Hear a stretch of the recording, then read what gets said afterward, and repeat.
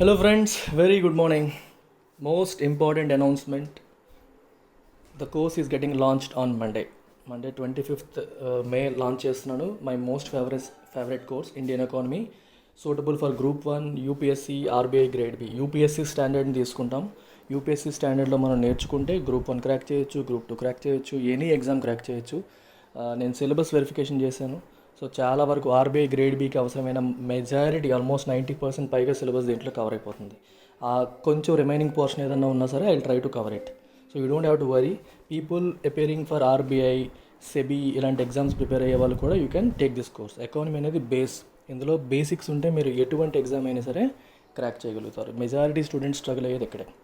Okay, very high standard course, కానీ basics నుండి నెమ్మదిగా అర్థమయ్యేలాగా చెప్తాను. అందుకని నేను టైం లిమిట్ తీసేసాను. మీకు గుర్తుంటే ఇంతకుముందు 3 months అని చెప్పాను. తర్వాత నాకే అనిపించింది 3 monthsలో వీళ్ళకి ఫాస్ట్గా కంప్లీట్ చేయాలన్న ప్రెషర్లో మనం చేయలేకపోతే ప్రాబ్లం అవుతుంది. క్వాలిటీ తగ్గించడం నాకు నచ్చదు. అందుకనే I made it un unlimited course. So అబ్సల్యూట్గా మీకు జాబ్ వచ్చేంత వరకు నేను మీకు అందుబాటులో ఉంటాను. సో కంప్లీట్ గైడెన్స్ ఉంటుంది. ఎప్పుడు డౌట్స్ ఉన్నా క్లియర్ చేసే అవకాశం ఉంటుంది. I will be available live at least for 1 hour every day. 1 hour to 1.5 hours ప్రతిరోజు క్లాస్ ఉంటుంది. సో ఇందులో మళ్ళీ వారానికి ఒక 2-3 days మనం హిందూ పేపర్లో ఎకానమీ రిలేటెడ్ ఆర్టికల్స్ ఏవైతే వస్తాయో, హిందూ పేపర్ అనే కాదు, ఇండియన్ ఎక్స్ప్రెస్ కానీ, బిజినెస్ లైన్ కానీ, ఏదైనా సరే ఆర్టికల్స్ అన్నింటినీ కూడా నేను కవర్ చేస్తాను, అనలైజ్ చేస్తాను. మెయిన్స్ పాయింట్ ఆఫ్ వ్యూలో మనకి ఆ స్కిల్ బిల్డ్ అవుతుంది. సో మీలో చాలామంది ఇంగ్లీష్ కోర్స్ కూడా తీసుకున్నారు. అక్కడ మనకి ఇంగ్లీష్కి అవసరమైన బేసిక్ స్కిల్స్ కూడా బిల్డ్ అవుతూ ఉంటాయి. సో ప్యారలల్గా ఎకానమీ ప్లస్ ఇంగ్లీష్ 2 కోర్సెస్ మీరు తీసుకుంటే ఆన్సర్ రైటింగ్ స్కిల్స్ అనేవి, బేసిక్ ఇంగ్లీష్ స్కిల్స్ అనేవి అక్కడ బిల్డ్ అవుతూ ఉంటాయి. ఇక్కడ అనలిటికల్ ఎబిలిటీ అనేది ఈ కోర్సులో మనకి నేర్పిస్తాను. సబ్జెక్ట్ వస్తుంది, సబ్జెక్ట్తో పాటు అనాలిసిస్ తెలుస్తుంది. It is a must watch for every one preparing for premier examinations like UPSC, group 1, RBI and any other exam. ఇవన్నీ కాదు, ఈ సిలబస్ ఉన్న ఏ ఎగ్జామ్ అయినా సరే it is a must. And I'm offering it at a very low price of 5,000 rupees for lifetime validity. That is the keyword here. Lifetime validity అంటే అర్థం ఏంటి? మీ గోల్ మీరు రీచ్ అయ్యేంత వరకు కూడా నా గైడెన్స్ మీకు ఉంటుంది. క్లాసెస్ మీరు వినొచ్చు ఎన్నిసార్లు అయినా. More than classes my guidance will be there to you. చాలామంది కోరుకుంటుంది అదే, చాలామందికి కావాల్సింది అదే. మనకి వెన్ను తట్టి నడిపించే ఒక వ్యక్తి ఉండాలి. ఉన్నప్పుడు మనం వెళ్ళిపోతాం. అది తెలియక గైడెన్స్ లేక ఇటు వెళ్ళి అటు వెళ్ళి కంగారు అయిపోతూ ఉంటాం. సో ఎకానమీ మళ్ళీ చెప్తున్నాను, is an easy subject. Problem ఏంటంటే జార్గన్, టెక్నికల్ జార్గన్ ఎక్కువ ఉంటాయి, పదాలు ఎక్కువగా ఉంటాయి, అర్థం కాకుండా కాంప్లికేటెడ్గా ఉంటుంది. ఆ చిక్కుముళ్ళన్నీ విప్పేస్తే మీకే అనిపిస్తుంది ఎంత ఈజీరా ఎకానమీ అని. ఎందుకంటే ఇది కాన్సెప్చువల్. మెమరైజ్ చేయాల్సిన అవసరాలు ఎక్కువగా ఉండవు, కాన్సెప్ట్స్ ఎక్కువగా ఉంటాయి. ఇప్పుడు మనకి హిస్టరీ తీసుకోండి, అది కాన్సెప్ట్స్ కంటే కూడా మెమరైజ్ చేయాల్సింది ఎక్కువ ఉంటుంది. సో కొంచెం నాలాంటి వాడికి అది కష్టం. మెమరీ బాగుండే వాళ్ళకి చాలామందికి బాగుంటుందేమో. ఎకానమీ అనేది ఎక్కువగా గుర్తుపెట్టి మెమరైజ్ చేయాల్సిన విషయాలు తక్కువగా ఉంటాయి, కానీ కాన్సెప్చువల్ క్లారిటీ, కాన్సెప్చువల్ డెప్త్ ఎక్కువగా ఉంటుంది. సో కాన్సెప్ట్స్ మీద సరైన అవగాహన ఉంటే, కాన్సెప్ట్స్ బాగా అర్థమైతే ది ఈజియెస్ట్ చాప్టర్ అనమాట. అంటే మీకు ఉన్న అన్నింటిలోకి ఈజియెస్ట్ సబ్జెక్ట్ ఏదంటే నేనైతే ఎకానమీని పిక్ చేసుకుంటాను. కోర్స్ అయిన తర్వాత మీరు కూడా అలాగే ఫీల్ అవుతారు. That is my promise. So without wasting any time get in touch with me. You have my number, call చేయండి, మాట్లాడదాం. మండే నుంచే కోర్స్ లాంచ్ చేస్తున్నాం. లైఫ్ టైం వ్యాలిడిటీ కూడా ఎక్స్టెండ్ చేస్తున్నాను. సో ఇంగ్లీష్ ఫర్ ఆల్ అనేది universal course. Basic English నేర్చుకుంటాం అనుకునే వాళ్ళ నుంచి హైయెస్ట్ లెవెల్ సివిల్స్ ఎగ్జామ్ రాయడానికి అవసరమైన స్కిల్స్ వరకు అన్నింటికి ఇందులో కవర్ చేస్తాను. సో ఎందుకంటే హైయెస్ట్ లెవెల్ కావాలన్నా ఈ బేసిక్స్ లేకుండా రావు. సమస్య అంతా అదే, బేసిక్స్ లేకుండా డైరెక్ట్గా వచ్చేస్తున్నాం. మాకు ఇది వచ్చేయాలంటే ఒకేసారిగా రాదు. అందుకే నేను ఎప్పుడు కూడా మీరు అబ్జర్వ్ చేస్తే మెయిన్స్ కోర్సెస్ అంటూ లాంచ్ చేయను, ఓన్లీ ఎస్ఏ రైటింగ్ కోర్స్ అంటూ లాంచ్ చేయను. కారణం ఏంటి? దానికి అవసరమైన బేసిక్స్ లేకపోతే ఎట్లా వస్తుంది? సో ఎస్ఏ రైటింగ్ ఎలా చేయాలి, ఏం చేయాలనేది ఇందులో కవర్ అయిపోతుంది. కానీ బేసిక్స్ నేర్చుకుంటూ రావాలి. ఆ బేసిక్స్ కూడా నేనే నేర్పిస్తాను. అలాగే బ్యాంక్ ఎగ్జామ్ ప్రిపేర్ అయ్యే వాళ్ళకి కూడా సార్ మెయిన్స్ బ్యాచ్ ఉందా అని అడుగుతారు. నేను మెయిన్స్ బ్యాచ్ అంటూ వేరేగా లాంచ్ చేయను. మ్యాథ్స్ కావాలనుకోండి, మ్యాథ్స్ అర్థమెటిక్ అన్లిమిటెడ్లో జాయిన్ అవ్వండి. లెర్న్ బేసిక్స్ ఫ్రమ్ మీ. అప్పుడు నేను మెయిన్స్ క్వశ్చన్స్ ఎలా సాల్వ్ చేస్తానో మీకు అర్థమవుతుంది. ఇవి లేకుండా అక్కడికి వెళ్ళిపోతే మళ్ళీ కాదు. ఇంగ్లీష్కైనా దేనికైనా అంతే. సో అర్థమెటిక్ ఫర్ ఆల్ మీకు మళ్ళీ చెప్తున్నాను, బ్యాంక్ ఎగ్జామ్ రిజల్ట్స్ వచ్చాయి మొన్నే. కొంతమందికి ఇంగ్లీష్ కట్ ఆఫ్లు దాటలేదు, కొంతమందికి మ్యాథ్స్ కట్ ఆఫ్లు దాటలేదు. 99% అందరికీ రీజనింగ్ కట్ ఆఫ్స్ దాటిపోతాయి. దాటనవన్నీ కూడా మ్యాథ్స్, ఇంగ్లీషే. అందుకే ఈ రెండింటికే స్పెషల్ అన్లిమిటెడ్ కోర్సెస్ పెట్టాను. Make use of it. మీకు మొత్తం కోర్స్ అవసరం లేకపోయినా just 2,000 rupees upcoming SBI clerk mains and SBI PO mains వీటన్నిటి కూడా మీకు ఉపయోగపడుతుంది. So don't miss it. Standard will be at CAT level. Basics నుంచి ఆ లెవెల్కి తీసుకెళ్లే బాధ్యత నాది. Trust me, attend few classes. నేను ఆల్రెడీ యూట్యూబ్లో పెట్టాను లైవ్ క్లాసెస్, చూస్తూ ఉండండి. Do not waste your time.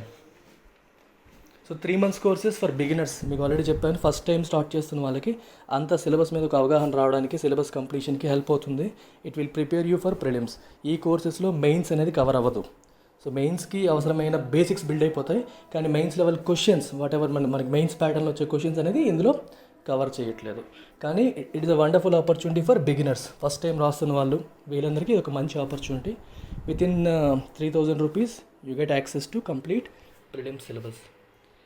Same holds true for CGL, Group 1 and 2, CSAT అందరికీ కూడా. Contact and payment details you know it, you know which number to call, కనిపిస్తుంది క్లియర్గా. Payment చేయడానికి నెంబర్ కూడా అక్కడే కనిపిస్తుంది. So to it. వీడియోస్ నచ్చుతున్నట్టయితే like చేయండి, హెల్ప్ అవుతాయి అనిపిస్తే వేరే వాళ్ళకి షేర్ చేయండి. And if you want to stay with me, subscribe చేయండి. That's it guys, let's begin our editorial. ఆహాహా, నిన్న బాగా డిసప్పాయింట్ అయ్యాను. సో మనకి పనికొచ్చే ఎడిటోరియల్ రాలేదని. Now our time has come.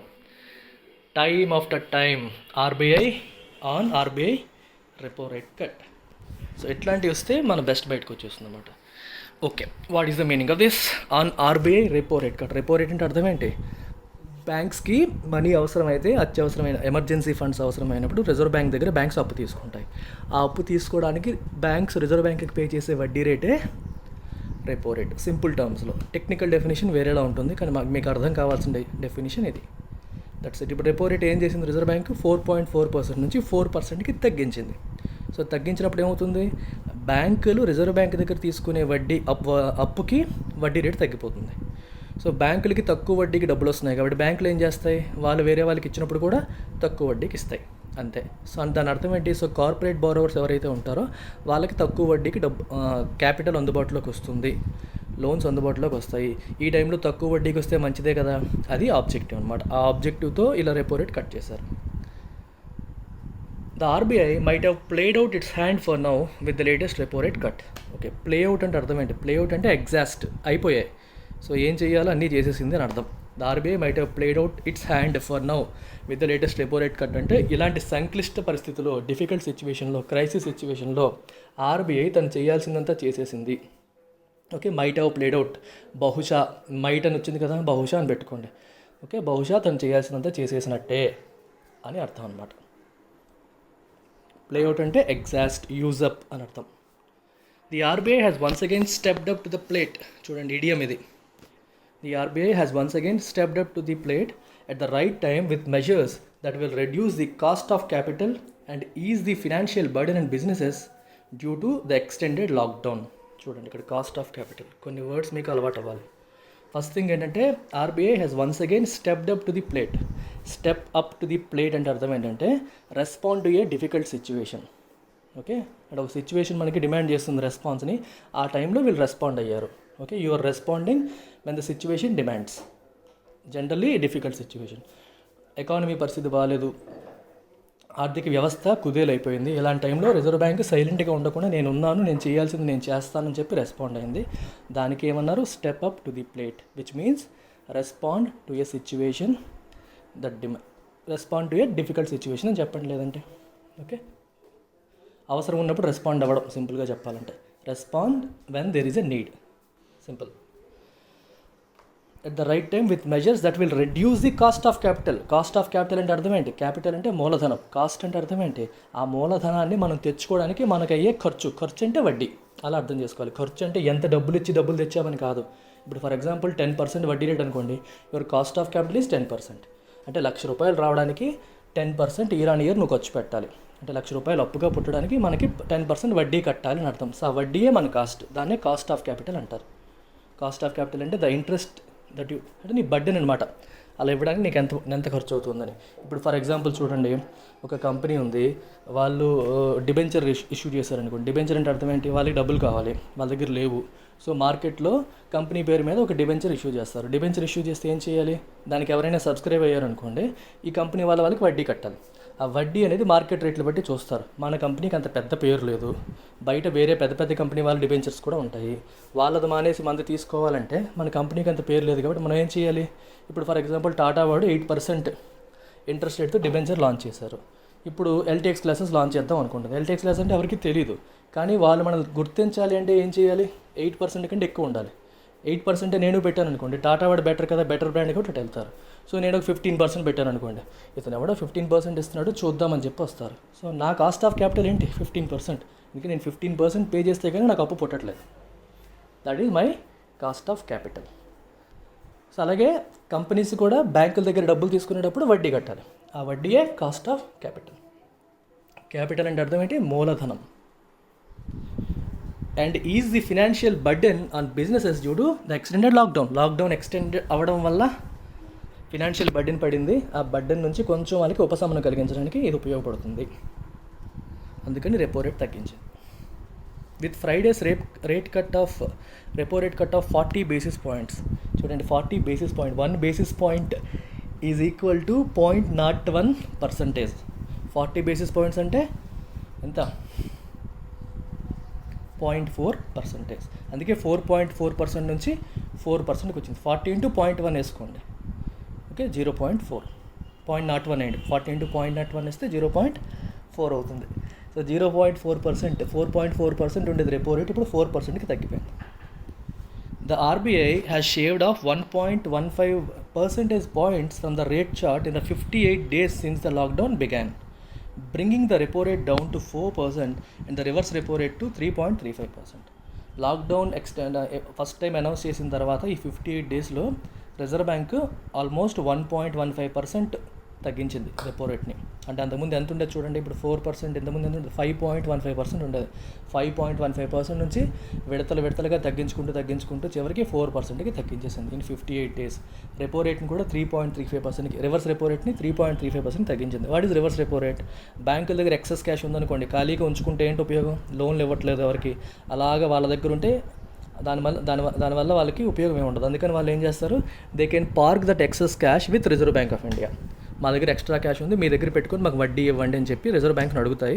Reserve bank ఎంత అమౌంట్ అయినా తీసుకుంటుంది, దానికి లిమిట్ ఏమీ లేదు. రివర్స్ రెపో రేట్ ఎంత మనీ పెట్టాలని లేదు, బ్యాంకుల దగ్గర ఎంత ఉంటే అంత పెట్టవచ్చు. సో దాని మీద వచ్చే వడ్డీ రేట్ అంతా 3.35%, అది కూడా తగ్గించేశారు. రివర్స్ రెపో రేట్ తగ్గించడం వల్ల ఉపయోగం ఏంటి? ఇప్పుడు చూడండి, బ్యాంకుల దగ్గర బాగా క్యాష్ ఉంది.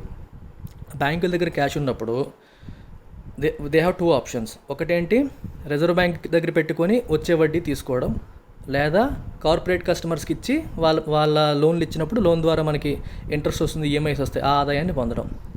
అయితే మార్కెట్ పరిస్థితులు బాగాలేనప్పుడు, ఎకానమీ పరిస్థితులు బాగాలేనప్పుడు ఏం చేస్తాయి బ్యాంక్స్ అన్నీ కూడా, ఏ కంపెనీకి ఇచ్చినా రిస్క్లా ఉంది, ప్రతిదీ ఎన్పిఏ కింద మారిపోతుంది, ఎవరికి అప్పు ఇచ్చినా తిరిగి ఇవ్వట్లేదు, ఎందుకు రిస్క్, మనం రిజర్వ్ బ్యాంకులోనే పెట్టేద్దామని చెప్పి ఉన్న క్యాష్ అంతా రిజర్వ్ బ్యాంకులో పెట్టేస్తూ ఉంటారు. రివర్స్ రెపో ప్రకారం ఎంత వస్తే అంత వస్తుందిలే అని చెప్పి ఎక్సెస్ క్యాష్ అంతా అందులో పెడతారు. దీన్నే లేజీ బ్యాంకింగ్ అంటారు. లేజీ బ్యాంకింగ్ అంటే అర్థం ఏంటి, బ్యాంకులు బద్దకిస్తాయి. సింపుల్గా అర్థం చేసుకోండి, ఎందుకు మనకు వచ్చిన రిస్క్, ఆర్బీఐలో పెట్టుకుంటే వచ్చేది వస్తుంది కదా అనే ఆలోచన ధోరణి ఏదైతే ఉందో అది మంచిది కాదు. అలా ఉండడం వల్ల ఏమవుతుందంటే సేఫ్ సైడ్ చూసుకుంటాయి బ్యాంక్స్. అలా చూసుకోవడం వల్ల ఏమవుతుంది, మార్కెట్కి వెళ్ళాల్సిన క్యాష్ అనేది వెళ్ళదు. ఇప్పుడు కార్పొరేట్ కంపెనీస్ అన్నిటికీ ఎప్పుడు వాళ్ళు ఎక్స్పాండ్ అవ్వాలన్నా, అవసరాలు వచ్చినప్పుడల్లా బ్యాంకులే లోన్స్ ఇవ్వాలి. కానీ బ్యాంక్స్ లోన్ ఇవ్వడం మానేసి ఉన్నదంతా ఆర్బీఐలో పెట్టుకుంటే కార్పొరేట్ కంపెనీస్ కానీ ఇండస్ట్రీ కానీ సఫర్ అవుతుంది. దాన్ని అవాయిడ్ చేయడం కోసం రిజర్వ్ బ్యాంక్ ఏం చేస్తుంది, రివర్స్ రెపో రేట్ తగ్గిస్తుంది. రివర్స్ రెపో రేట్ తగ్గిస్తే ఇట్ ఈస్ అ సిగ్నల్ అనమాట, నా దగ్గర నువ్వు పెడితే నేను ఎక్కువ వడ్డీ ఇవ్వను. రివర్స్ రెపో ఏంటి, రిజర్వ్ బ్యాంక్ బ్యాంకులకి ఇచ్చే వడ్డీ రేటే రివర్స్ రెపో. బ్యాంకులు రిజర్వ్ బ్యాంక్కి పే చేసేది రెపో అయితే, రిజర్వ్ బ్యాంక్ బ్యాంకులకి పే చేసేది రివర్స్ రెపో. రివర్స్ రెపో తగ్గించేసింది. సో నా దగ్గర పెడితే మీకు ఎక్కువ వడ్డీ రాదు, ఎందుకు నా దగ్గర పెడతారు, నా దగ్గర పెట్టకండి. So in one way it is like discouraging banks not to deposit their money with RBI. నా దగ్గర పెట్టకండి, మీరు కార్పొరేట్స్కి ఇవ్వండి అని చెప్పి ఇండైరెక్ట్గా చెప్పడం అనమాట. With this it does appear that the central bank may have played out its rate cut card for now, as prudence would dictate that it reserves some leverage for the future if economic conditions deteriorate even further. Okay, so మనకి ఏమనిపిస్తుందంటే, it does appear that central bank may have played out its rate cut card అంటే అర్థం ఏంటంటే, మన different, ఇప్పుడు మనకి cards ఆడతాం చూడండి, ప్యాకార్డ్ ఆడతారు చూడండి. కార్డ్స్ ఆడినప్పుడు ఏం చేస్తారు మనకి ఇప్పుడు రమ్మీ కానీ లేదా డిఫరెంట్ గేమ్స్ ఆడినప్పుడు మన దగ్గర చాలా కార్డ్స్ ఉంటాయి. అన్నీ ఒకేసారి ఉంచుతాం కొన్ని. ఇక్కడ ఎలా అర్థం చేసుకోవాలంటే, కార్డ్ అంటే different weapons, different instruments that in your hand, నీ చేతిలో ఉన్న, నువ్వు ఒక పోరాటం చేస్తున్నావు, ఒక సిచ్యువేషన్తో మనం పోరాటం చేస్తున్నాం. పోరాటం చేసినప్పుడు మన దగ్గర ఉన్న వెపన్స్ అన్నీ ఒకేసారి వాడేస్తామా? వాడం. 1 by 1 వాడతాం. ఒకటి వాడతాం, వర్కౌట్ అవ్వలేదు అనుకోండి ఇంకో వెపన్ తీస్తాం, వర్కౌట్ అవ్వలేదని ఇంకోటి తీస్తుంటాం. ఆ రకంగా అనమాట. అలాగే ఇక్కడ రేట్ కట్ కార్డ్ అంటే అర్థం ఏంటి? రేట్ కట్ చేయడం అనేది ఒక వెపన్. అర్థమైందా? రెపో రేట్ కానీ రివర్స్ రెపో రేట్ కానీ వాటిని కట్ చేయడం అనేది రిజర్వ్ బ్యాంక్ చేతిలో ఉన్న ఒక వెపన్. ఆ వెపన్ వాడేసింది. ఇంకా అదే వెపన్ మళ్ళీ వాడడానికి ఇప్పుడు స్కోప్ లేదు. ఎంత వాడాలో అంత వాడేసింది. ప్లేడ్ అవుట్, ఇందాకే చెప్పాను. ప్లే అవుట్ అంటే అర్థం ఏంటి? Use up, exhaust. వాడచ్చు, మొత్తం ఇప్పుడే వాడేస్తే ఇంక ఉపయోగం లేదు. ఇప్పుడు ఎంత వాడాలో అంత వాడేసింది అని అర్థం. రేట్ కట్ కార్డ్ అంటే మీనింగ్ ఏంటి? ఇక్కడ ఈ సిచ్యువేషన్లో కార్డ్ అంటే వెపన్ అని రాసేసుకోవద్దు, అర్థం చేసుకోండి. అందుకే చెప్తాను, it is not a vocabulary or grammar class, it is a comprehension. మన ఎడిటోరియల్ అనేది కూడా కంప్లీట్గా కాంప్రహెన్షన్ కోసం. సో మీరు ఎలా అర్థం చేసుకోవాలి? ఆ వెపన్ అనేది ఇప్పుడు వాడేసింది అని అర్థం. తర్వాత ఏం రాశారు చూడండి. As prudence would dictate that. Prudence అంటే అర్థం ఏంటి? కాషియస్నెస్, భవిష్యత్తు గురించి ఆలోచన. మీకు చెప్పాను ఐసిఐసిఐ ప్రుడెన్షియల్ అని ఉంటుంది మనకి. ఓకే, థింకింగ్ అబౌట్ ఫ్యూచర్ని దృష్టిలో పెట్టుకొని మనం చేసే ప్రతి పనిని కూడా ప్రుడెంట్ యాక్షన్ అంటాం. ఇక్కడ ప్రుడెన్స్ అనేది నౌన్. ప్రుడెన్స్ అంటే అర్థం ఏంటి? Cautiousness with a care for future. భవిష్యత్తు మీద దృష్టి, భవిష్యత్తు మీద జాగ్రత్త ఉంటే అదేం చెప్తుంది? Would dictate that it reserve అంటే కీప్ అసైడ్, పక్కన పెట్టడం. సమ్ లివరేజ్ అంటే మీనింగ్, లివరేజ్కి చాలా మీనింగ్స్ ఉన్నాయి. ఇక్కడ మీనింగ్ ఏంటి? పవర్ ఆర్ ఎఫెక్టివ్నెస్, పవర్ అని. For the future if economic conditions deteriorate even further. Deteriorate అంటే ఇంకా వర్సన్ అయిపోవడం అన్నమాట. వర్సన్ అని రాసుకోండి, WORSEN. డిటీరియోరేట్ అంటే వర్సన్ అంటే ఇంకా పాడైపోవడం. అంటే ఆర్థిక పరిస్థితులు ఇంకా పాడైపోతే రిజర్వ్ బ్యాంకు ఇంకా చేయాల్సినవి చాలా ఉంటాయి. కాబట్టి ఇప్పటికి ఏం చేయాలో చేసేసింది. So it has to keep some leverage, ఇంకొంచెం ఎఫెక్టివ్నెస్, పవర్ ఫ్యూచర్ కోసం పక్కన పెట్టుకోవాలి అని ప్రుడెన్స్ చెప్తుంది. ప్రుడెన్స్ అంటే అర్థం ఏంటి? కాషియస్నెస్. సో అన్నీ ఇప్పుడే వాడేసాం అనుకున్న తర్వాత చేయడానికి ఏమి ఉండదు. అందుకని స్టెప్ బై స్టెప్ వెళ్ళాలి. సో ఇప్పుడు చేయాల్సింది చేసేసింది. So it has to keep it's leverage అంటే ఇంకా రిమైనింగ్ పవర్ ఏదైతే ఉందో, రిజర్వ్ బ్యాంక్ ఇంకా చేయగలిగే యాక్షన్స్ ఏవైతే ఉన్నాయో, it has to reserve for future. అది ఫ్యూచర్ కోసం పక్కన పెట్టాలి. ఎందుకంటే ఎకనామిక్ కండిషన్స్ డిటీరియోరేట్ అయితే, వర్సన్ అయితే అప్పుడు వాటిని మళ్ళీ బయటికి తీయొచ్చు అనేది అర్థం అనమాట. ఈ ఎడిటోరియల్ చాలా బాగుంది. ఇంగ్లీష్ బాగుంది, ఆర్టికల్ ఎవరు రాశారో తెలియదు కానీ అంటే సబ్జెక్ట్ ఉంది, ఇంగ్లీష్ కూడా చాలా బాగుంది ఇందులో నిన్నటితో కంపేర్ చేసుకుంటే.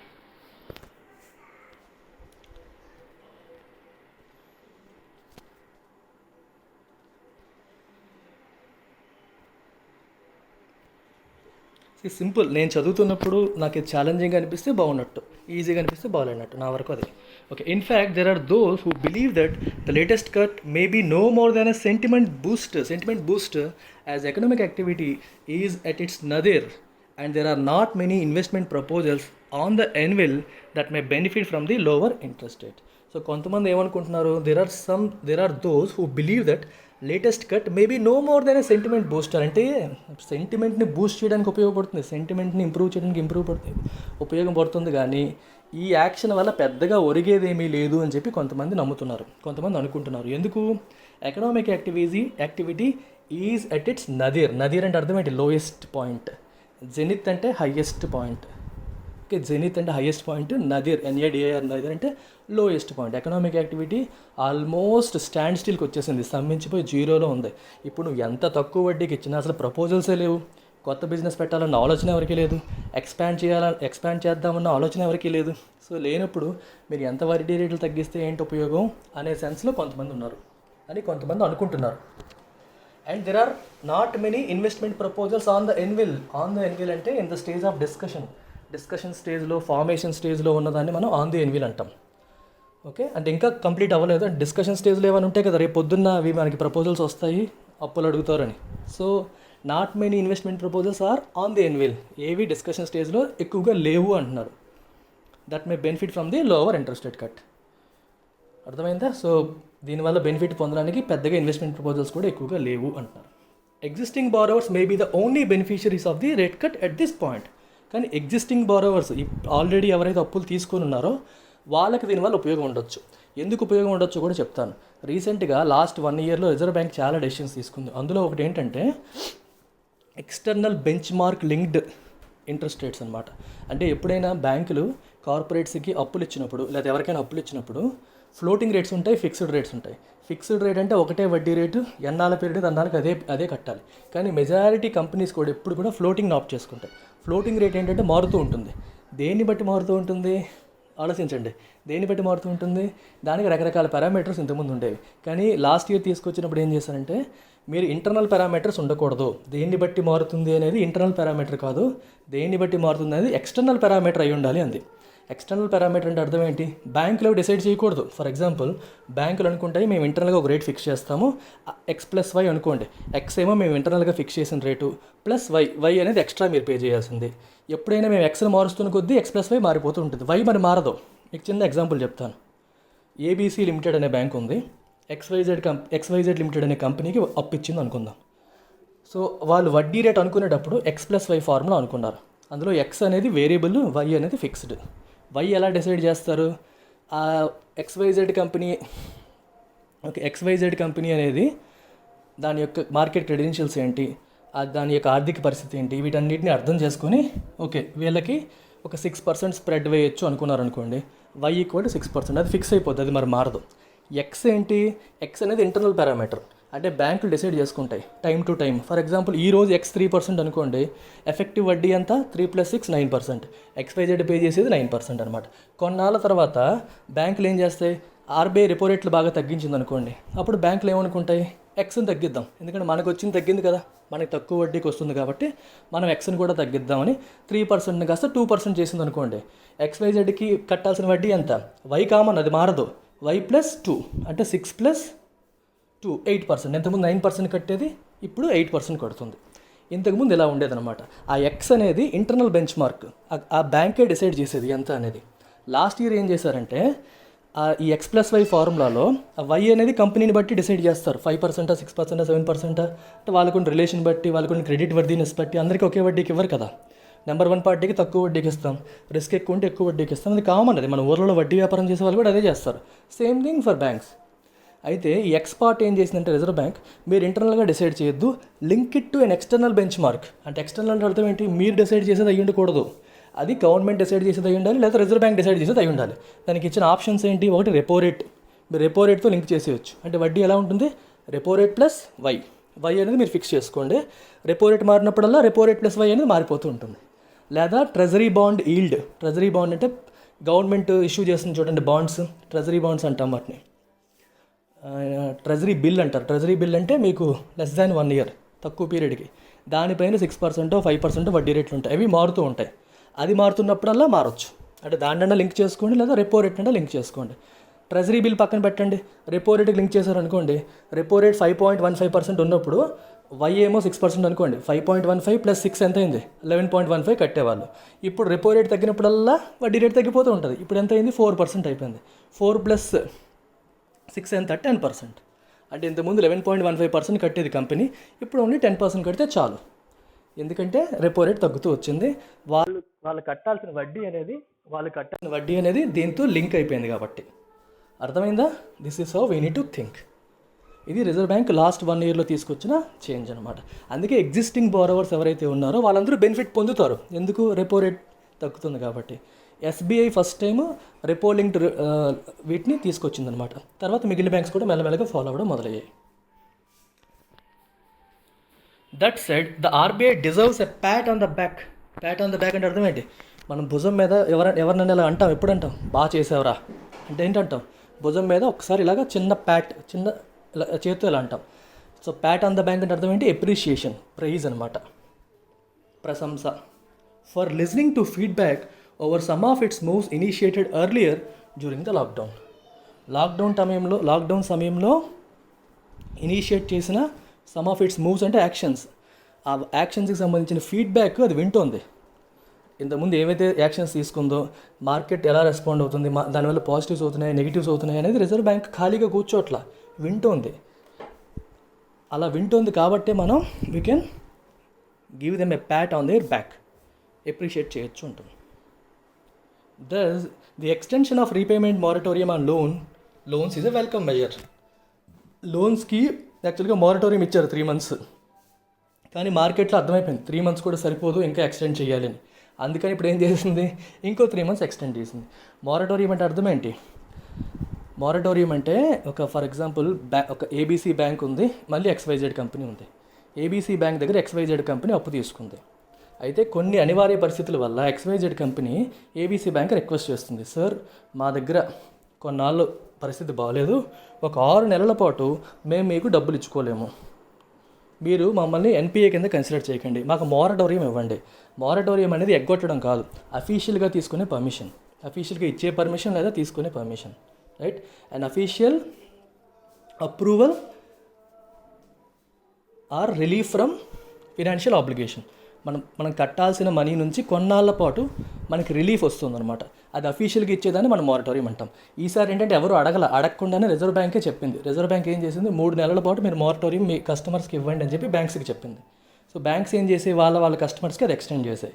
ఎక్స్టెండ్ చేసినప్పుడు ఏమవుతుంది, XYZ కంపెనీ ఏబీసీ బ్యాంక్కి అప్పు ఉంది, కానీ దానికి ఈఎంఐ 3 నెలల పాటు కట్టక్కర్లేదంటే అర్థం ఏంటి?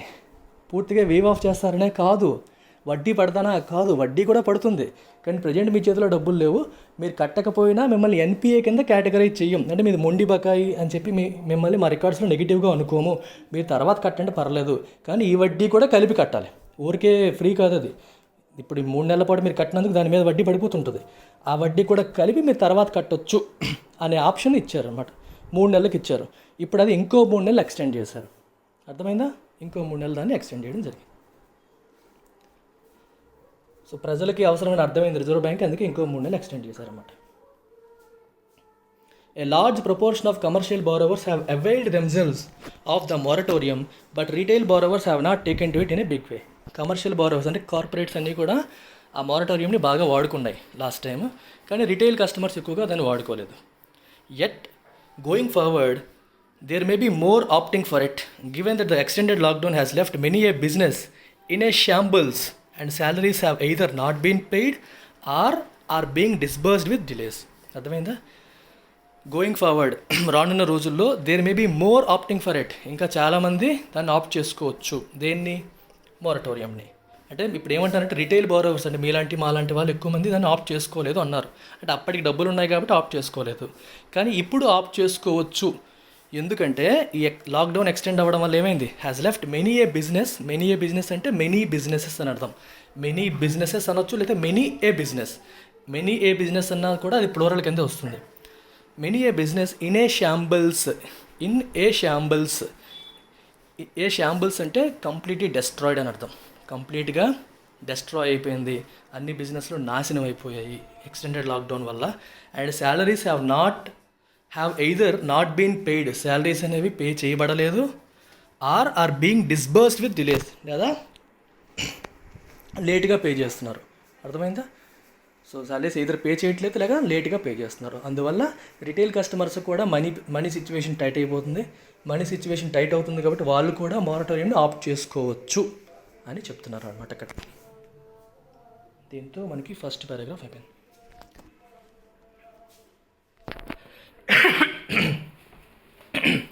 The RBI has also shown empathy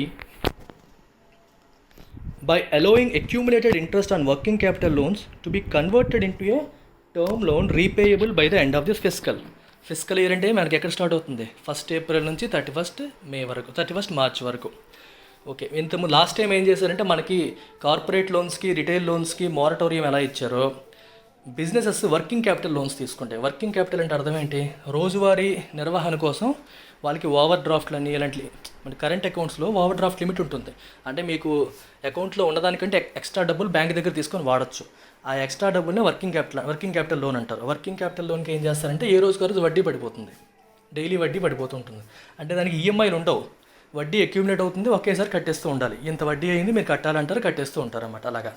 అలా వర్కింగ్ క్యాపిటల్ లోన్ మీద మీరు కట్టాల్సిన వడ్డీని కూడా డిఫర్ చేసుకోవచ్చు. డిఫర్ అంటే పోస్ట్ పోన్ చేసుకోవచ్చు అని చెప్పి లాస్ట్ టైం ఆర్బీఐ అనౌన్స్ చేసింది. ఆ డిఫర్ చేసుకోవడం ఏదైతే ఉందో 3 నెలల పాటు, ఈసారి కూడా ఇంకో 3 నెలల పాటు మళ్ళీ వాయిదా వేసుకోవచ్చు అని చెప్పింది. అర్థమైందా? మారటోరియం ఎలాగో వర్కింగ్ క్యాపిటల్ లోన్స్ మీద మనం కట్టాల్సిన వడ్డీ కూడా ఇప్పుడు కట్టక్కర్లేదు. 3 నెలలు, ఈ 3 నెలల్లో కలిసిన వడ్డీతో కలిపి ఇంకో 3 నెలలు కూడా మళ్ళీ కట్టక్కర్లేదు అంటున్నారు. సో ఇంకో 3 నెలలు అంటే మొత్తం 6 నెలలు, 6 నెలల వడ్డీ ఒకేసారి కట్టాల్సి వస్తుంది. అంటే ఇప్పుడు కట్టక్కర్లేదు, కానీ తర్వాత కట్టాలి కదా. మారటోరియం పీరియడ్ ఎండ్ అయిన తర్వాత ఒకేసారి 6 నెలల వడ్డీ కట్టాల్సి వస్తుంది. అయితే ఇప్పుడు నిన్న అనౌన్స్మెంట్లో ఏం చెప్పారు, దట్ అక్యూములేటెడ్ ఇంట్రెస్ట్ అంటే 6 నెలల పాటు ఎంత వడ్డీ అయితే అక్యూములేట్ అవుతుందో ఈ వడ్డీ అంతా కూడా to be converted into a term loan. For example 6 నెలల పాటు మనం కట్టాల్సిన వడ్డీ అంతా కలిపి ఒక 10 లక్షలు అయిందనుకోండి, ఈ 10 లక్షల్ని ఒక టర్మ్ లోన్ కింద మార్చేసుకోండి, to be repayable by the end of this fiscal, March 31st pay చేసేలాగా. అర్థమైందా? అలాగనమాట. సో దాన్ని మీరు టర్మ్ లోన్ కింద కన్వర్ట్ చేసుకోవచ్చు అనే ఒక ఆప్షన్ కూడా ఇచ్చింది. ఒకేసారి కట్టాల్సిన పని లేకుండా అక్కడికి ఇంకో 7 నెలల టైం పీరియడ్ వస్తుంది, అలా కట్టుకోండి అని చెప్పింది అనమాట. Borrowers would otherwise have been faced with the daunting prospect of paying up their interest dues in one shot at the end of the moratorium period. అంతే కదా, బారోవర్స్ పరిస్థితి ఏమో ఇది లేకపోతే మొత్తం 6 నెలల తరకు వడ్డీ డ్యూస్ అంతా కూడా ఒకేసారి కట్టాల్సి వచ్చేది at the end of moratorium period end అయ్యే టైంకి ఇన్ వన్ షాట్ కట్టాల్సి వచ్చేది. అందుకనే వీళ్ళు ఇలా చేశారు అనమాట. డాంటింగ్ అంటే అర్థం ఏంటి, ఇంటిమిడేటింగ్ లేదా డిఫికల్ట్ అని అర్థం. అంటే మనకి భయపెట్టే. ఇప్పుడు డాంటింగ్ టాస్క్ అంటే a task that is very difficult to handle, మనం చేయడం చాలా కష్టమైందే కదా ఒకేసారి 6 నెలల వడ్డీ కట్టాలంటే. The extended period given may however still not be enough, as it will offer borrowers only about 7 months from the end of the moratorium period, during which they will have to crank up their businesses and service their loans. అర్థమవుతుందా? Moratorium period అయిన తర్వాత only 7 నెలలు దొరుకుతుంది. ఈ 7 నెలల్లో వాళ్ళు బిజినెస్ని start చేసేయాలి, సంపాదించేయాలి, లోన్లు కట్టేయాలి. అది కూడా సరిపోకపోవచ్చు అని చెప్పి అంటున్నారు. అంటే ఆ 7 months కూడా సరిపోకపోవచ్చు, ఇబ్బంది పడే అవకాశాలు ఉన్నాయి అనేది అన్నారు. క్రాంకప్ అంటే రీస్టార్ట్ యాక్టివిటీ అనమాట. అంటే ఆల్రెడీ ఒక ఇంజిన్ చెప్తున్నా ఇంతకుముందు, ఈ క్రాంకప్ చాలాసార్లు వచ్చింది. ఇంజిన్ పాడైపోయింది అనుకోండి, చాలా రోజుల తర్వాత మళ్ళీ స్టార్ట్ చేసి, ఆర్టీసీ బస్సులు చూడండి వరుసగా ఒక 60 రోజులు వాడలేదు, మళ్ళీ షెడ్యూల్లోకి వెళ్ళాయి, రిపేర్లు చేసి అది చేసి మళ్ళీ they cranked up their engines, restart చేశారు మళ్ళీ పనికి వచ్చేలాగా. అలాగే ఇండస్ట్రీలో కూడా క్రాంక్ అప్ దేర్ బిజినెస్ అంటే బిజినెస్ మళ్ళీ రీస్టార్ట్ చేసి ప్రొడక్షన్ యాక్టివిటీ స్టార్ట్ అవ్వడం, దాన్ని మనం క్రాంకప్ అనే పదంతో వాడతాం.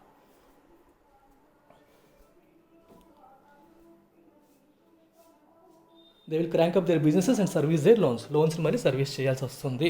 అందుకని ఈ 7 నెలలు కూడా సరిపోకపోవచ్చు అని అంటున్నారు. ది ఆర్బీఐ కూడా put off accumulated interest repayment by 1 year. అర్థమైందా? ఆర్బీఐ కుడా అంటే అర్థమైంది, ఇట్స్ ఏ పాసిబిలిటీ లేదా ఒక చాయిస్. ఆర్బీఐకి 1 year పాటు ఈ 7 నెలలు కాకుండా 1 yearకి అవకాశం ఇస్తే బాగుండేదని కాదు, ఇచ్చే అవకాశం ఉండింది, కానీ ఆర్బీఐ ఇవ్వలేదు.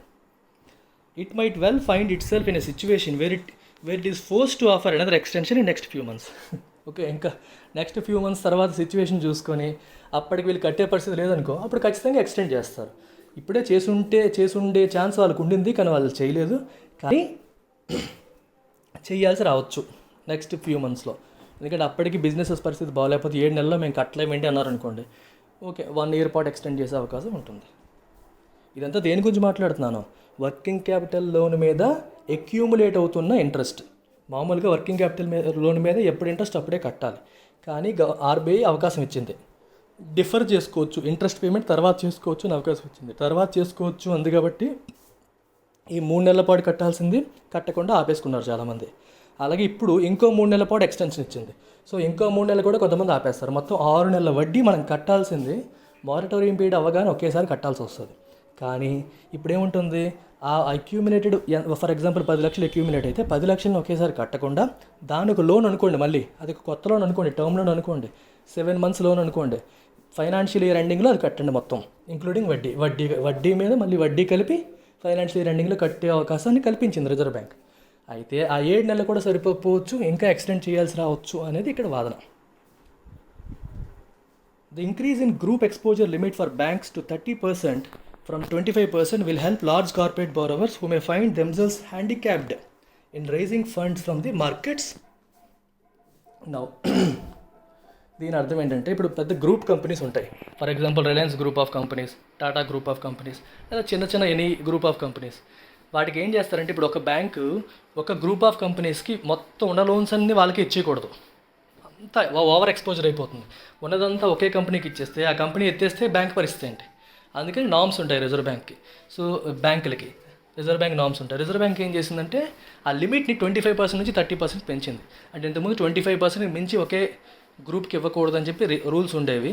సో చాలా కంపెనీస్ ఆల్రెడీ ఆ లిమిట్ వరకు వాడేసాయి లోన్స్. సో వాళ్ళకి ఆల్రెడీ పరిచయం ఉన్న బ్యాంక్ దగ్గర ఎక్స్ట్రా లోన్ తీసుకుందాం అనుకున్నా వాళ్ళు ఇచ్చే పరిస్థితిలో ఉండరు. వేరే బ్యాంక్ దగ్గర తీసుకోవచ్చు, కానీ వేరే బ్యాంక్కి వీళ్ళ గురించి తెలియదు, మళ్ళీ మొత్తం ఫ్రెష్ ప్రాసెస్ అవుతుంది. అయితే ఆ లిమిట్ని 30%కి పెంచింది. 30%కి పెంచడం వల్ల ఈ కార్పొరేట్స్ అన్నీ కూడా ఆల్రెడీ ఎగ్జిస్టింగ్ రిలేషన్ ఉన్న బ్యాంకుల దగ్గర ఎక్స్ట్రా లోన్స్ తీసుకునే అవకాశం కలుగుతుందన్నమాట. ఇప్పుడు వాళ్ళకి డబ్బులు కావాలంటే మార్కెట్ నుంచి వాళ్ళు రేజ్ చేసే అవకాశం లేదు, సమీకరించే అవకాశాలు వాళ్ళకి కనిపించట్లేదు. ఎందుకంటే ఇప్పుడు ఎవరి చేతిలో డబ్బులు లేవు. స్టాక్ మార్కెట్లో మీరు కొత్త షేర్స్ ఇష్యూ చేసిన కొనేవాళ్ళు లేరు. ఒకవేళ కొన్నా మంచి రేట్ పలకదు. వేరే బ్యాంక్ దగ్గర వెంటనే లోన్లు పుట్టవు, ఎగ్జిస్టింగ్ బ్యాంక్స్ దగ్గరే పుడతాయి. లేదు మనం డిబెంచర్స్ గట్రా ఇష్యూ చేస్తామన్నా ఎక్కువ మంది కొనేవాళ్ళు ఉండకపోవచ్చు. అందుకని అందరికీ కూడా క్యాపిటల్ రేట్ చేయడం అనేది చాలా కష్టమైపోతుంది. సో ఎగ్జిస్టింగ్ రిలేషన్ ఉన్న బ్యాంకుల దగ్గర ఎక్స్ట్రా లోన్ తీసుకోవాలంటే ఇంతకుముందు ఈ పర్సంటేజ్ 25% నుంచి ఎక్స్పోజర్ ఉండకూడదు అన్నారు. మీకు ఎగ్జాంపుల్ చెప్తాను. నా దగ్గర 100 కోట్లు ఉంది, నేను ఒక బ్యాంక్ అనుకోండి, నా దగ్గర 100 కోట్లు ఉందనుకోండి. నేను ఏబీసీ బ్యాంకు, నా దగ్గర 100 కోట్లు ఉంది అప్పు ఇవ్వడానికి. ఓకే, ఇంకొక కంపెనీ ఉంది, ఆ కంపెనీకి నాకు రిలేషన్ ఉంది. ఆ కంపెనీకి నేను మ్యాక్సిమం ఎంత ఇవ్వగలను? 25 క్రోర్సే, 25%. గ్రూప్ ఆఫ్ కంపెనీస్ అన్నీ కలిపి 25% మించి ఇవ్వకూడదు. ఇప్పుడు దాన్ని 30%కి పెంచారు. నేను ఆల్రెడీ 25 క్రోర్స్ ఇచ్చాను అనుకోండి, ఇంకో 5 కోట్లు ఇచ్చే అవకాశం నాకున్నప్పటికీ నేను ఇవ్వకూడదు, ఎందుకంటే రూల్ ఉంది. ఇప్పుడు ఏం చేశారు? ఎక్స్టెన్షన్ చేశారు.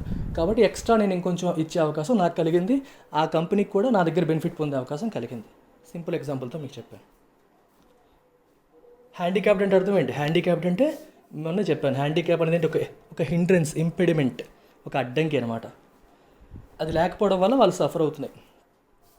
ఎందుకంటే లిమిట్ అనేది వాళ్ళకి ఒక అడ్డంకిగా మారిపోయింది. 25% లిమిట్ ఏదైతే ఉందో, ఇప్పుడు లిమిట్ని పెంచారు కాబట్టి companies may find it easier now. There was some disappointment in the markets that the RBI did not relax norms for loan restructuring by lenders. ఇదంతా బాగానే ఉంది, కానీ లోన్స్ రీస్ట్రక్చర్ చేయడానికి నామ్స్ని రిలాక్స్ చేయలేదు అనేది చిన్న డిసప్పాయింట్మెంట్. అంటే లోన్ రీస్ట్రక్చరింగ్ అంటే చూడండి, ఇప్పుడు బ్యాంక్స్ ఉన్నాయి, బ్యాంక్స్ లోన్స్ ఇస్తాయి. లోన్స్ ఇవ్వడం వరకు బాగానే ఉంటుంది. లోన్స్ వాళ్ళు కట్టకపోతే మనకి పేమెంట్స్ రాలేదనుకోండి, రిజర్వ్ బ్యాంక్ ఏముంటుంది? వాటి ఎన్పిఏ కింద కన్సిడర్ చేయండి. ఎన్నాళ్ళలోపు కట్టలేదా? ఓకే, అది ఎన్పిఏ అయితే దానికి ఎంత ప్రొవిజన్ చేయండి. ఇంకా ఇది చాలా పెద్ద కాన్సెప్ట్ ఇది. అంటే ఎకానమిక్ కోర్సులో మనం చాలా డీటెయిల్గా వెళ్తాం. లోన్ ఇచ్చాం, కట్టకపోతే బ్యాంక్ ఏం చేయాలి? ఒక స్పెసిఫిక్ పీరియడ్ వరకు కట్టకపోతే దాన్ని నాన్ పర్ఫార్మింగ్ అసెట్ అన్నది. నాన్ పర్ఫార్మింగ్ అసెట్ అనేసి ఊరుకుంటే సరిపోదు, పక్కన ప్రొవిజనింగ్ చేయాలి. ఎందుకంటే ఈ లోన్ వల్ల రేపొద్దున నీకు ఫ్యూచర్లో లాస్ రాబోతుంది. ఆ లాస్కి ఇప్పుడే నువ్వు నీ దగ్గర ప్రజెంట్ ఉన్న ఆదాయంలో కొంతమంది పక్కన పెట్టు, దాన్ని ప్రొవిజనింగ్ అంటాం. అది పక్కన పెట్టాలి. ఇలా ఎన్పిఎస్ పెరిగిపోతున్న కొద్దీ వీళ్ళ చేతిలో ఉన్న డబ్బులు కాస్త పక్కన పెడుతూ ఉండాలి. ఈ పక్కన పెట్టే డబ్బుల వల్ల ఏమవుతుంది? అది లోన్లు ఇవ్వలేరు, చేయలేరు. చేతిలో డబ్బులు ఉంటాయి, పక్కన పెట్టేసి ఉంచాలి. అది వేరే వాళ్ళకి లోన్ కింద ఇవ్వకూడదు. సో దాని మీద బ్యాంకులకు ఆదాయం రాదు, అది మైనస్ అనమాట. అదే లోన్ రీస్ట్రక్చరింగ్ ఆప్షన్ ఇచ్చారనుకోండి, రీస్ట్రక్చరింగ్ అంటే అర్థం ఏంటి? ఇంక దాన్ని ఎన్పిఏ కింద అనుకోకుండా, సరే మనం కొత్త టర్మ్స్ మాట్లాడుకుందాం. ఇప్పుడు ఎలా ఉంది కదా, ఇప్పుడైతే మామూలుగా నువ్వు ఈ సంవత్సరంలోపు కట్టాలి, కానీ ఇప్పుడు మనం ఎక్స్టెండ్ చేసుకుందాం పీరియడ్. ఇంకొక 5 సంవత్సరాల టైం ఇస్తాను, వడ్డీ రేట్లు మారుస్తాను, టర్మ్స్ మారుస్తాను అని చెప్పి ఈ బ్యాంకు మరియు ఆ పర్టికులర్ కంపెనీ మాట్లాడుకొని లోన్ రీస్ట్రక్చర్ చేసుకునే అవకాశం ఇచ్చుంటే బాగుండేది. ఆ అవకాశం ఇవ్వలేదు అనేది మైనస్ ఇక్కడ అని చెప్పి అంటున్నారు. మీకు బెస్ట్ ఎగ్జాంపుల్ చెప్తాను. లోన్ రీస్ట్రక్చరింగ్ అంటే చాలా ఈజీ. ఒక వడ్డీ వ్యాపారి ఒక వ్యక్తికి 10 లక్షల రూపాయలు అప్పిచ్చాడు. పలానా టైంలోగా కట్టాలి, కట్టకపోతే నువ్వు నా బంగారం అయితే తాకట్టు పెట్టుంటావు కదా, అది నేను అమ్మేసుకుంటానని చెప్పి రాసుకున్నారు పత్రం. అయిపోయింది. సరిగ్గా టైం వచ్చిన తర్వాత అతనేమో కట్టాల్సింది కట్టలేకపోయాడు. కానీ మంచి పార్టీ, కావాలని తప్పు చేసేవాడు కాదు, డిఫాల్ట్ చేసేవాడు కాదు. ఈ వడ్డీ వ్యాపారి దగ్గరికి వచ్చాడు. అయ్యా మీరు ఇచ్చారు, టైం ఇచ్చారు, నేను కట్టాలనుకున్నాను కానీ కట్టలేకపోయాను. నా సంగతి మీకు తెలుసు కదా, నేను తప్పు చేసేవాడిని కాదు. నా బిజినెస్ ఇప్పుడు మళ్ళీ దారిలోకి వచ్చింది. ఈ సంవత్సరం ఖచ్చితంగా నా పరిస్థితి బాగుంటుంది, నేను కట్టేస్తాను. కాకపోతే మీరు ముందు అనుకున్నట్టు, పత్రం ప్రకారం అనుకున్నట్టు నా బంగారం గట్రా అమ్మేయకండి, ఉంచండి, మనం మళ్ళీ టర్మ్స్ మాట్లాడుకుందామని చెప్పి మీ దగ్గరికి వచ్చాడు. సరే, ఎందుకు ఇప్పుడు అమ్మేయడం, ఇవన్నీ రిలేషన్ పాడు చేసుకోవడం ఎందుకు, ఏదో మంచివాడు అని చెప్పి అనుకుని ఆయన ఏం చేస్తారు? సరే అని చెప్పి, సరే నీకు ఇంకో 1 ఇయర్ టైం ఇస్తాను, నీ పరిస్థితి బాగాలేదు కాబట్టి కొంచెం వడ్డీ తగ్గిస్తాను అని చెప్పి మళ్ళీ కొత్తగా పత్రం రాసుకున్నారు అనుకోండి. వాళ్ళు ఏం చేశారు? They have restructured their loan, అంతే. ఇది కూడా అంతే, అంతకుమించి ఏమీ లేదు. ఈ పదాలు ఏవైతే ఉంటాయో పెద్దగా మనల్ని కన్ఫ్యూజ్ చేస్తాయి. సో మ్యాటర్ ఏమీ లేదు, అంతే లోన్ రీస్ట్రక్చరింగ్ అంటే. Okay, asset reconstruction companies, debt restructuring, ఈ పదాలన్నీ వినిపిస్తుంటాయి, మ్యాటర్ లేదు. అందుకే చెప్తున్నాను, ఎకానమీ అనేది డెడ్ ఈజీ సబ్జెక్ట్. పదాలన్నీ కాంప్లికేటెడ్గా ఉంటాయి, కానీ వాటిని అర్థం చేసుకున్నాక, అందుకే మన రియల్ లైఫ్లో సిచ్యువేషన్స్తో మనం లింక్ చేసుకున్నప్పుడు లింక్ చేసుకునేటప్పుడు చాలా చాలా ఈజీ, డెడ్ ఈజీ అనమాట. The central bank has played its cards well here because there is no way of knowing the true extent of distress now. Central bank ఏమో has played its cards well. అంటే ఇందాకే చెప్పాను, play it's card అంటే అర్థం ఏంటి? మన దగ్గర ఉన్న వెపన్స్ని వాడడం. వెపన్స్ అంటే అర్థం ఏంటి? తన చేతిలో ఉన్న ఇన్స్ట్రుమెంట్స్. రిజర్వ్ బ్యాంక్ చేతిలో ఏముంటాయి? రెపో రేట్లు, రివర్స్ రెపో రేట్లు, open market operations, CRR, SLR, ఇవన్నీ చాలా ఉంటాయి. వాటిని వాడుకుంటూ సిస్టంలో ఉన్న ప్రాబ్లమ్స్ని సాల్వ్ చేయడానికి రిజర్వ్ బ్యాంక్ ట్రై చేస్తుంది. సో ప్రజెంట్ ఏం చేయాలో అది చేసేసింది బాగా. Because there is no way of knowing the true extent of distress now. Distress ఎంతవరకు, ఈ స్ట్రెస్ అనేది, ఈ ప్రాబ్లం అనేది ఎంతవరకు వెళ్తుందో ఎవరికీ తెలియదు. There is no way of knowing it. కాబట్టి ఇప్పటికి ఏం చేయాలో అది చేసేసింది. And hence it will be difficult to propose the right restructuring norms. అందుకని రీస్ట్రక్చరింగ్ ఎలా చేయాలి, ఎన్నాళ్ళు ప్రపోజ్ చేయడం అనేది కష్టం. అంటే మనకి ఇది ఎంత లోతుందో తెలిస్తే దానికి తగ్గట్టుగా మనం ప్లాన్ చేయొచ్చు. నొప్పి ఎంతవరకు వెళ్తుందో తెలియదు కాబట్టి రిజర్వ్ బ్యాంక్ ఏమో ఆ నామ్స్ ఇవ్వలేదు, అందుకే పక్కన పెట్టింది అని అర్థం. Chances are that this may well form part of RBI's next announcement. Reserve bank next అనౌన్స్మెంట్లో ఈ లోన్ రీస్ట్రక్చరింగ్ నామ్స్ గురించి మాట్లాడే అవకాశం ఉంటుంది. అంటే ఇప్పుడు రెండు రకాలు. ఇందాక నేను చెప్పింది ఏంటంటే బ్యాంకులకి వాళ్ళ కస్టమర్స్కి మధ్యలో. ఇంకోటి ఏంటంటే బ్యాంకులు వాళ్ళ యొక్క బ్యాలెన్స్ షీట్స్లో వాటిని ఎలా మెన్షన్ చేయాలి. బ్యాంకుల బాధ అంతా అది. బ్యాలెన్స్ షీట్లో రిజర్వ్ బ్యాంక్ నామ్స్ ప్రకారం వాళ్ళ ఫినాన్షియల్ స్టేట్మెంట్స్లో మెన్షన్ చేయాల్సి ఉంటుంది. ఇప్పుడు రిజర్వ్ బ్యాంక్ ప్రతిదీ ఎన్పీఏ కింద కన్సిడర్ చేయాలన్నారు అనుకోండి, ప్రొవిజన్స్ పెంచుకుంటూ వెళ్ళిపోవాలి. అలా కాకుండా నామ్స్ రిలాక్స్ చేసింది అనుకోండి, సరే ఈ సంవత్సరం మీరు ఇచ్చిన లోన్స్ 1 year పాటు మీరు ఎన్పీఎల్ కింద రాయక్కర్లేదు అన్నారనుకోండి, వీళ్ళు హ్యాపీ. ఎన్పీఎల్ కింద రాయకపోతే వాళ్ళ బ్యాలెన్స్ షీట్ లేదా వాళ్ళ ప్రాఫిట్ అండ్ లాస్ స్టేట్మెంట్ చూడడానికి బాగుంటుంది, హెల్తీగా ఉంటుంది, ఇబ్బందులు ఉండవు, ప్రొవిజనింగ్ చేయక్కర్లేదు. అది బ్యాంక్స్ యొక్క బాధ. That's it. అంటే నేను అనుకున్నంత డిఫికల్ట్గా లేదు. I hope you will find it easy to understand. I tried to make it easy for you. Okay, finally let's end by saying LTX classes is all about inspiring others to learn, and learning should never be a burden, it should be fun. Thank you.